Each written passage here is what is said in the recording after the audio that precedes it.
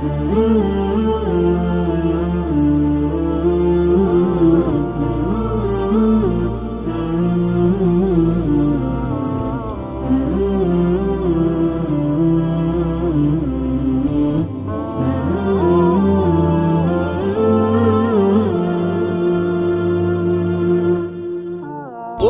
للكون وقل للخلق وللأزمان كم تهنأ وفؤادك يملأه القرآن.